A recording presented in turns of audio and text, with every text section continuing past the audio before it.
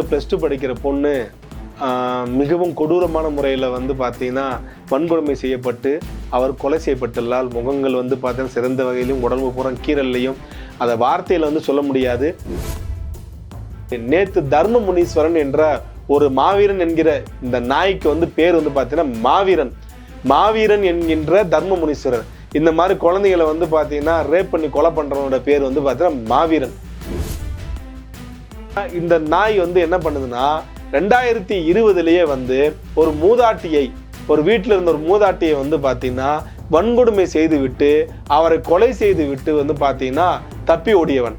இவனுக்கு அன்னைக்கே வந்து பார்த்தீங்கன்னா எஃப்ஐஆர் ஃபைல் பண்ணி சார்ஜ் ஷீட் ஃபைல் பண்ணி அவனுக்கு வந்து பார்த்தீங்கன்னா கோர்ட்டில் வந்து பார்த்தீங்கன்னா ஆயுள் தண்டனை வந்து கொடுத்துட்டாங்க.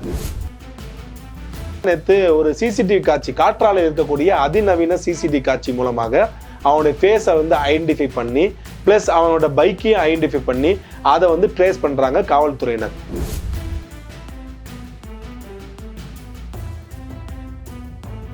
அது உச்சநீதிமன்றத்தில் வந்து இவனுக்கு வந்து ஜாமீன் கிடைக்கிறப்ப கடுமையான அப்ஜெக்ஷன் வந்து பார்த்தீங்கன்னா தமிழக அரசு வழக்கியல்கள் வந்து எடுத்து வச்சிருக்கணும்.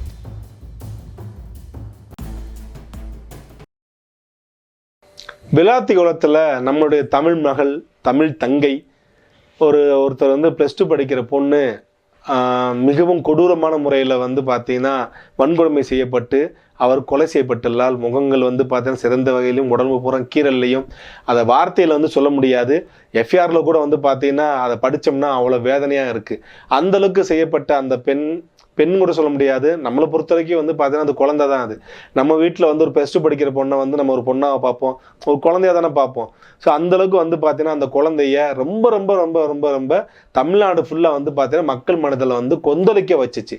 கிட்டத்தட்ட 10 நாட்களாக வந்து பார்த்தீங்கன்னா இந்த கொலை வழக்கு சம்பந்தமாக மிகவும் வந்து ஒரு 10 தனிப்படைகள் அமைத்து வந்து பார்த்தீங்கன்னா குற்றவாளிகளை வந்து பார்த்தீங்கன்னா தேடி கொண்டு வந்திருந்தாங்க. கிட்டத்தட்ட ஏகப்பட்ட சிசிடிவி காட்சிகள், அது மட்டும் இல்லாமல் வந்து பார்த்தீங்கன்னா அருகில் இருந்தவர்கள் யார் மேலாம் சஸ்பெக்ட் இருந்துச்சு, அந்த தெருவை சேர்ந்தவர்கள், அந்த ஊரை சேர்ந்தவர்கள் மேலே வந்து கிட்டத்தட்ட 4 பேர் மேலே வந்து டிஎன்ஏ டெஸ்ட்லாம் எடுத்தாங்க. இறுதியாக வந்து நேத்து தர்ம முனீஸ்வரன் என்ற ஒரு மாவீரன் என்கிற இந்த நாய்க்கு வந்து பேர் வந்து பார்த்தீங்கன்னா மாவீரன் என்கின்ற தர்ம முனீஸ்வரர். இந்த மாதிரி குழந்தைகளை வந்து பார்த்தீங்கன்னா ரேப் பண்ணி கொலை பண்றவனோட பேர் வந்து பார்த்தீங்கன்னா மாவீரன்.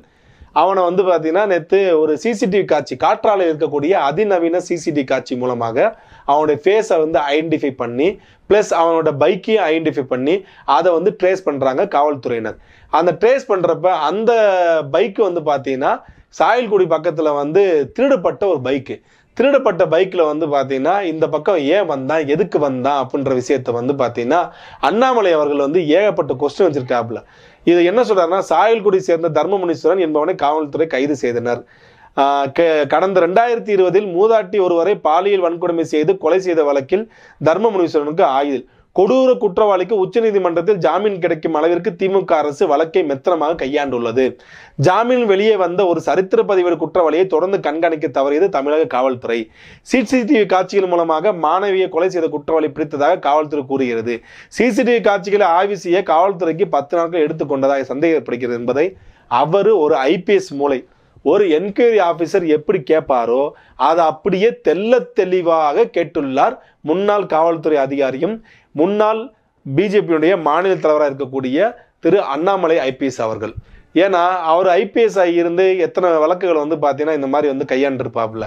அதனாலதான் இந்த கொஸ்டின்ஸ் வந்து பார்த்தீங்கன்னா ஒரு சாமானியன் கேட்கக்கூடிய கேள்வியை விட ஒரு ஷார்ப்பாக இருக்கக்கூடிய காரணம் அதுதான்.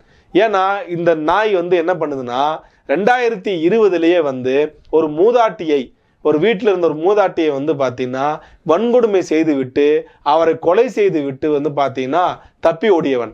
இவனுக்கு அன்னைக்கே வந்து பார்த்தீங்கன்னா எஃப்ஐஆர் ஃபைல் பண்ணி சார்ஜ் ஷீட் ஃபைல் பண்ணி அவனுக்கு வந்து பார்த்தீங்கன்னா கோர்ட்டில் வந்து பார்த்தீங்கன்னா ஆயுள் தண்டனை வந்து கொடுத்துட்டாங்க. ஆயுள் தண்டனை கொடுத்ததுக்கு அப்புறமும் இவன் வந்து விடலை. அடுத்து வந்து கோர்ட்டில் வந்து பார்த்தீங்கன்னா ஜாமீன் அப்ளை பண்ணுறான், கோர்ட்டில் கிடைக்கல. அடுத்து செஷன் கோர்ட் போகிறான், அங்கே கிடைக்கல. அடுத்து ஹைகோர்ட் போகிறான், கிடைக்கல. ஹைகோர்ட்டில் வந்து பார்த்தா ரீஅப்பீல் போகிறான், கிடைக்கல.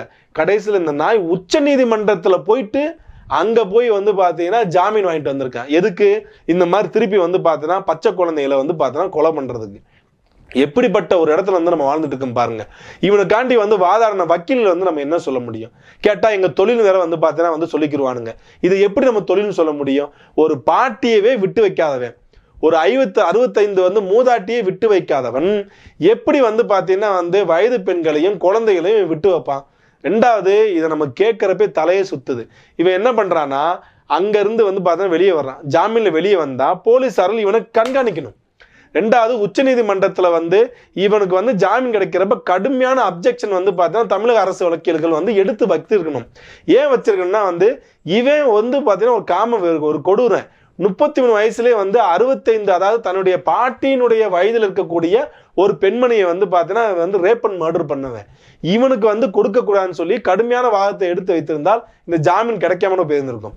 ஆனால் ஒரு ஸ்டேஜுக்கு மேலே வந்து பார்த்தீங்கன்னா ஜாமீன் வந்து பார்த்தீங்கன்னா கிடைத்ததான் ஆன்ற மாதிரி போயிடும்.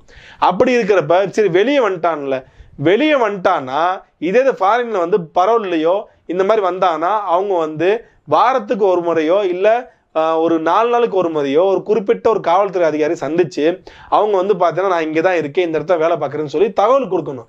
ஆனால் இங்கே தமிழ்நாட்டில் வந்து பார்த்தீங்கன்னா அந்த மாதிரி வந்து ஒரு ஜாமீன் கையெழுத்து போட வேண்டிய ஒரு இது மட்டும் தான் இருக்கே தவிர தீவிரமான கண்காணிப்பு வந்து கிடையாது. இந்த தீவிரமான கண்காணிப்பு இல்லாதனால தான் இந்த நாய் எவ்வளோ கொழுப்பெடுத்து ஜாமீன் கையெழுத்துக்கு போட வந்திருக்கான் தூத்துக்குடிக்கு ஜாமீன் கையெழுத்து போட வந்தவன் எங்க சாயல்குடியில வந்து பார்த்தா இங்கே வந்து ஜாமீன் கையெழுத்து போட வந்தவன் எப்படி வந்திருக்கான்னா பஸ்ஸில் வந்து ஒரு 100 ரூபா வந்து டிக்கெட்டு கூட எடுக்க வந்து பார்த்தீங்கன்னா வந்து வலிச்சுக்கிட்டு அங்கே இருக்கிற ஒரு பொதுமக்களுடைய ஒரு பைக்கை திருடிட்டு அதில் ஒரு கிரைமு திருடிட்டு நேராக வந்து பார்த்தீங்கன்னா வந்து இங்கே கையெழுத்து போட்டு ரிட்டன் போடுறப்ப யதார்த்தமாக இந்த பொண்ணை வந்து பார்க்குறான், இந்த குழந்தைய பார்க்குறான். இவங்க வீட்டில் வந்து அந்த பெண்மணியோட வீட்டில் வந்து பார்த்தீங்கன்னா கழிவறை கிடையாதுங்க, அந்த குழந்தை வீட்டில் கழிவறை கிடையாது. அதனால வந்து பார்த்தீங்கன்னா வெளி சைடில் போயிட்டு வந்து பார்த்தீங்கன்னா தன்னுடைய இயற்கை உபாதையை வந்து கழிக்கிறதுக்காக இந்த பெண்மணி வந்து போயிருக்காங்க. இந்த பெண்மணி சொல்லக்கூடாது, இந்த குழந்தை போயிருக்குங்க. இதை வந்து இந்த காட்டு பகுதியில் இவ ஏன் வந்து பார்த்தீங்கன்னா நார்மல் ரோட்ல போகாம காட்டு பகுதியில் போறான்? இந்த பொண்ணை வந்து பார்த்தீங்கன்னா போறதை பார்த்துட்டு தான் இந்த நாய் கழுகு மாதிரி வட்டமிட்டு நேரடியா வந்து இது பின்தொடர்ந்து போயிருக்கான். பின்தொடர்ந்து போன பெண்ணை கடுமையான வந்து தாக்குதலை ஏற்படுத்தி வன்புணர்ந்து அதன் பின்பு வந்து பார்த்தீங்கன்னா கொலை செய்து விட்டு நேராக பைக் எடுத்துட்டு கிளம்பி போயிட்டாங்க. அதாவது என்னுடைய கேள்வி என்னன்னா வந்து இது வெளியே தெரிஞ்சிருச்சு, பாட்டியோட கேஸ் வெளியே தெரிஞ்சிருச்சு. இவனுக்கு வந்து 2020 என்ன வயசு இருக்கும்? 25 வயது இருக்கும். 25 வயதிலேயே 65 மூதாட்டியை வந்து இவன் வந்து ரேப் பண்ற அளவுக்கு இவனுக்கு வந்து காமவெறி உச்சத்தை இருந்திருக்குன்னா அதுக்கு முன்பாக இவன் எத்தனை இடத்துல வந்து பார்த்தா இந்த மாதிரி குற்றச்செயல ஈடுபட்டிருப்பான், எத்தனை பேர் மானரோசத்துக்கு பயந்து வந்து பார்த்தா சொல்லாம விட்டுருப்பாங்க.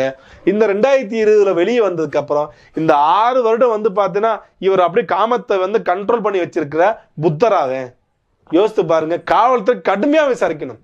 ரவுடிகள் மீது வந்து பார்த்தீங்கன்னா பாயக்கூடிய துப்பாக்கி குண்டுகள் ஏன் இந்த மாதிரி பாலியல் குற்றவாளிகள் மேல் பாய மாட்டீங்க என்பதுதான் வந்து பொதுமக்களுடைய யதார்த்தமான கேள்வி. நீங்க ரவுடியை சுடுறீங்க, கொள்ளைக்காரனை சுடுறீங்க, ஏன் இந்த மாதிரி வந்து ஒரு பாலியல் இவன் வந்து பார்த்தீங்கன்னா ரொம்ப டேஞ்சருங்க.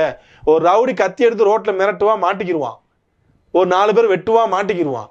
ஆனா இவன் வந்து பார்த்தா என்ன செய்யற, எங்க போ, நம்ம கூடயே உட்காந்துருப்பான், நம்ம கூடயே டீ குடிப்பான், நம்ம கூட ஹோட்டலில் சாப்பிடுவான், நம்ம கூட ரேஷன் கடையில் நிற்பான், நம்ம கூட வந்து பார்த்தீங்கன்னா டிபார்ட்மெண்ட் ஸ்டோர் வருவான், நம்ம கூட அண்ணாச்சி கடையில் நிற்பான், அரிசி வாங்குவான், பருப்பு வாங்குவான், நம்ம கூட நிற்பான், தொடுவான், உரசுவான். இது யார் என்னன்னு நம்மளுக்கு தெரியாது, கண்டே பிடிக்க முடியாது. பாயும் புலியின் கொடூரத்தை வந்து புலியோட கண்ணில் வச்சான் கடவுள். ஆனா இந்த மாதிரி காம நோயாளியோட கண்ணை வந்து பார்த்தோன்னா வைக்கல, உள்ளுக்குள்ள இருக்கிற மனசுக்குள்ள வந்து பார்த்தீங்கன்னா வச்சுட்டு போயிட்டான் கடவுள். அதனால இந்த வழக்கானது வந்து தீவிரமா விசாரிக்கப்படணும். உண்மையிலே இவன் தான் குற்றவாளியா? இந்த சிசிடிவி காட்சி ஏன் 10 நாள் ஆச்சு? ஏன்னா வந்து எல்லா சிசிடிவி கேமரா ஆராய்ச்சி பண்ணவங்க இதை எப்படி காவல்துறை வந்து தவற விட்டுச்சு அப்படின்றத வந்து நம்ம யோசிக்க வேண்டிய கட்டாயத்தில் இருக்கிறோம். இது வந்து முழுக்க அந்த இடத்துல யாருடைய தவறுனா 6 வருடங்களாக இவனை முறையாக கண்காணிக்காம விட்ட காவல்துறையின் தவறு தான். அது தமிழக அரசையும் வந்து பார்த்தீங்கன்னா குறிக்கும் என்பதுதான் யதார்த்தமான உண்மை. இதைத்தான் அண்ணாமலை அவர்களும் வந்து பார்த்தீங்கன்னா தெல்ல தெளிவாக தன்னுடைய காவல்துறை புத்தியை வைத்து கொண்டுதான் இத்தனை கொஸ்டின் வந்து கேட்டிருக்காப்புல. இதற்கும் இதுவரை வந்து பார்த்தீங்கன்னா முறையான விளக்கமும் கொடுக்கப்படவில்லை, யதார்த்தம் உண்மை. ரெண்டாவது, இவனுக்கு இன்னொரு அடிஷனல் ஆதாரம் என்ன, வெறும் சிசிடிவி கேமரா மட்டும் கிடையாதுங்க. அந்த பெண்ணு இவனோட போராடுறப்ப, அந்த குழந்தை வந்து இவனோட போராடுறப்ப நகத்தை வந்து பார்த்து போட்டாங்க, உடம்புல வந்து கீறி இருக்கு. அதுல வந்து அந்த நகை கண்ணில் வந்து அவனுடைய தோலும் அந்த சதையும் வந்து சிக்கி இருக்கு. அதை டிஎன்ஏ எடுத்து பார்த்தப்பையும் கரெக்டா மேட்ச் ஆகுது. இவனுக்கு என்ன மாதிரி தண்டனை கொடுக்கலான்றத வந்து பொதுமக்கள் நீங்க தான் கமெண்ட்ல வந்து சொல்லணும். நன்றி, வணக்கம்.